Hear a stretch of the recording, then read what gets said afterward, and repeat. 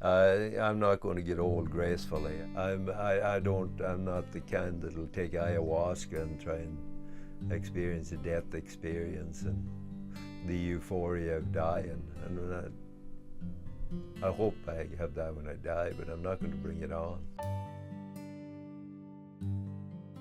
When I think of home, I think of the little thatched house I was born in the west of Ireland. I still think of it as that. But I felt like a drifter. Traveled a lot around BC and find some work to do for somebody. I worked for a hay rancher up there, a cattle rancher. That's where I first used horses in BC. It was when it just brought me back to my childhood. We did before the tractor. My father, he was a horseman, and I helped him when I was like 10 years old and stuff.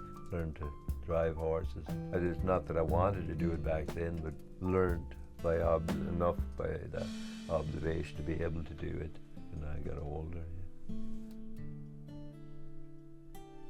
A lot of people I find that with their first introduction to the horse, they treat it like a machine. Like you say whoa and the brakes are on, And to me it's more like being on a boat in rough water, that there's always movement going on, and you always have to be in touch with the movement with horses.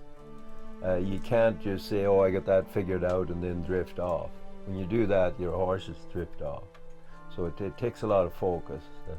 For me, it's a discipline. It's actually maybe like somebody doing their yoga or something like that, because it really takes you out of yourself, makes you focus.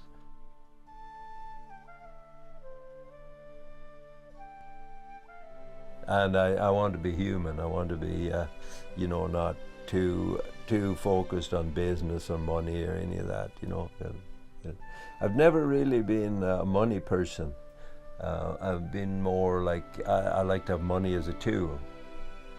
But to have money to give to my daughter or pay or buy a new truck, no, I'm not into that. I prefer to do things the more uncertain way. My daughter, she learned to count by counting the fish.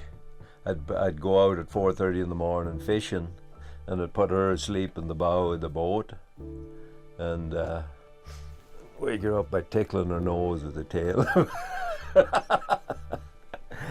Tail of a fish. So she said, how many fish we have there, Amber? And she said, oh, well.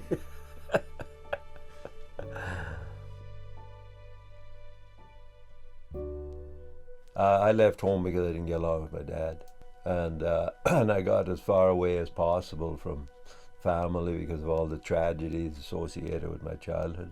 And there was something like I was getting away from, that back then I never thought I'd ever settle down, that I'd always be a traveler. And when I come here, I kind of grew into the place, and my daughter was born here in the Kootenays, so that's the reason that it made it home for me. Yeah. Someday I maybe decide that, hey, I've had enough. Like you're arm wrestling and you figure, well, I can't beat him and he can't beat me, so let's give up. So that's probably the way I'll go down. And then when all else fails, I have things that I want to do.